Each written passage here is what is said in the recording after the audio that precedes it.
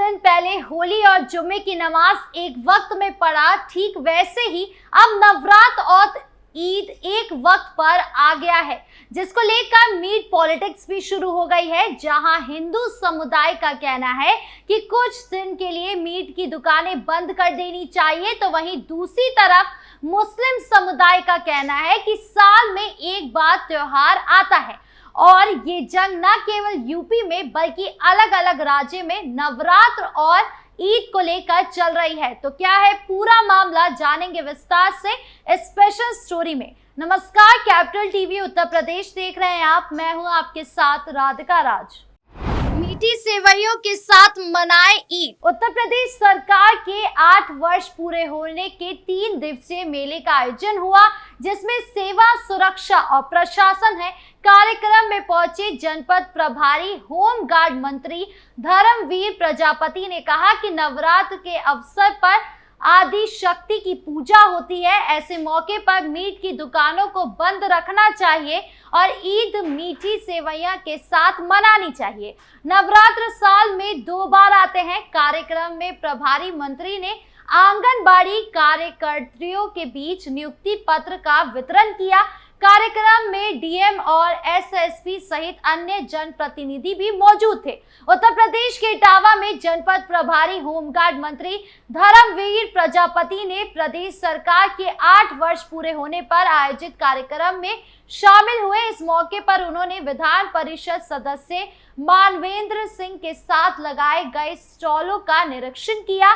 इटावा की विकास पुस्तिका सबका साथ सबका विकास के साथ उत्कर्ष के 8 वर्ष का विमोचन भी किया गया। पत्रकारों से बातचीत करते हुए होमगार्ड मंत्री धर्मवीर प्रजापति ने कहा कि नवरात्रि के अवसर पर धार्मिक आयोजन होते हैं। आदि शक्ति की 9 दिनों तक पूजा होती है। दिल्ली के विधायकों ने इसलिए भी मीट की दुकानों को बंद करने की मांग की है। ये पर्व साल में 2 बार आता है, जिसमें शारदीय नवरात्र और चैत्र नवरात्र शामिल है, इसीलिए इस समय का ध्यान रखना चाहिए। ईद में मीठी सेवइयां भी होती है। नवरात्रों के अवसर पर प्रदेश में भी यही व्यवस्था होनी चाहिए।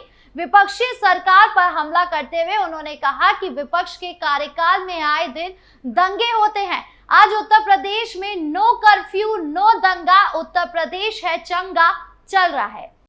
संभल के प्रशासन से शुरू हुआ विवाद। उत्तर प्रदेश के संभल में पहले भी देखा गया कि संभल सीओ अनुज चौधरी ने होली और जुम्मे की नमाज को लेकर बयान दिया था, जिससे विवाद खड़ा हो गया।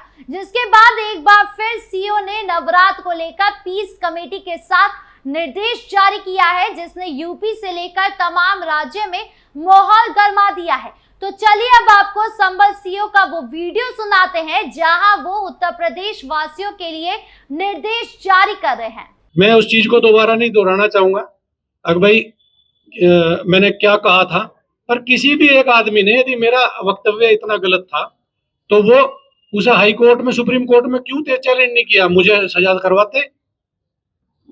यदि मेरा वक्तव्य इतना गलत था, क्योंकि मैंने कुछ गलत मतलब हर चीज दोनों धर्म के लिए बराबर बोली और यही उद्देश्य रहता है हमेशा। अगर भाई हम अपने जहां हम रहे हम वहां कोई इस तरह की शांति व्यवस्था भंग ना हो, तो आप सब विश्वास के साथ रहें। भाई ऐसा कोई किसी के साथ कुछ वो नहीं होगा, पर हर आदमी को अपना अपना अधिकार है। पर आप यदि ईद की सेवइयां खिलाना चाहते हो तो आपको गुजिया भी खानी पड़ेगी, या गुजिया खाओ हम ये सेवइयां, तो दोनों पक्ष खाओ। पर यहाँ गड़बड़ हो जाती है, जहाँ एक पक्ष खाने को तैयार, दूसरा खा नहीं रहा, तो यहाँ भाईचारा खत्म हो जा। हम स्पष्ट मतलब बोल रहे हैं, कुछ भी कर रहे, तो ये चीज नहीं है। हम नेतागिरी नहीं कर रहे ना, हमें नेतागिरी का हमारा कोई इरादा है कि हम नेतागिरी करेंगे। दिल्ली और उत्तर प्रदेश सहित कई राज्यों में नवरात्रि के दौरान मीट की दुकानें बंद करने को लेकर राजनीतिक हलचल तेज हो गई है। इसी बीच बीजेपी सांसद योगेंद्र चंदौलिया ने भी इस मांग का समर्थन करते हुए बड़ा बयान दिया है। दरअसल योगेंद्र चंदौलिया ने कहा कि नवरात्रि के दौरान मीट की दुकानें बंद होनी चाहिए ताकि त्योहार की गरिमा बनी रहे। उन्होंने कहा देश में करोड़ों लोग नवरात्रि में पूजा अर्चना करते हैं। 9 दिनों तक अन्न ग्रहण नहीं करते हैं और केवल फलाहार करते हैं। ऐसे में मीट की दुकानों के खुले रहने से पवित्रता भंग हो सकती है। उन्होंने आगे कहा कि सिर्फ 9 दिनों की बात है, इसीलिए मीट और शराब की दुकानों को बंद कर देना चाहिए। दिल्ली बीजेपी विधायक रवि नेगी ने भी कहा कि हिंदू समुदाय के लोगों की नवरात्रि में विशेष आस्था होती है। उन्होंने बताया कि कई लोग उनसे मिलकर इस दौरान मीट की दुकानें बंद करने की मांग कर रहे हैं। उन्होंने कहा कि मैं एक निर्वाचित प्रतिनिधि हूं, इसीलिए मैं चाहता हूं कि पूरी दिल्ली में ये नियम लागू हो। वहीं उत्तर प्रदेश के सहारनपुर में कांग्रेस सांसद इमरान मसूद ने भी इस मुद्दे पर अलग राय दी। उन्होंने कहा कि नवरात्रि के दौरान मीट की मांग स्वाभाविक रूप से कम हो जाती है, इसीलिए दुकानों को बंद करने की जरूरत नहीं है। बीजेपी विधायक अजय महावर ने भी इस मांग का समर्थन करते हुए कहा कि खुले में मीट काटने, बेचने और पकाने पर रोक लगनी चाहिए। उन्होंने कहा ये मीठी ईद है, बकरा ईद नहीं। हिंदुओं की भावनाओं का सम्मान होना चाहिए। नवरात्रि के दौरान खुले में मांसाहारी भोजन का व्यापार नहीं होना चाहिए। झारखंड विधानसभा सत्र के दौरान भाजपा विधायकों ने कहा कि महानवमी पर्व पर हिंदुओं को असीम आस्था है। इस पर्व में धूमधाम से मनाया जाता है, लेकिन इस दौरान सड़क किनारे खुले में बिकने वाले मांस मछली से हिंदुओं की धार्मिक भावनाएं आहत होती है। प्रशासन अविलंब ऐसे दुकानों को बंद करवाए। वहीं सत्ता पक्ष के मंत्री इरफान अंसारी ने कहा जिसको खाना है खाए, नहीं खाना मत खाए। बीजेपी की मानसिकता गर्भ में जारी है, ये कोई मुद्दा नहीं है। बता दें कि दिल्ली में बीजेपी नेताओं ने नगर निगम और प्रवर्तन एजेंसियों को पत्र लिखकर नवरात्रि के दौरान खुले में मीट बेचने और पकाने पर रोक लगाने की मांग की है। अब देखना होगा कि प्रशासन इस पर क्या कुछ कदम उठाता है।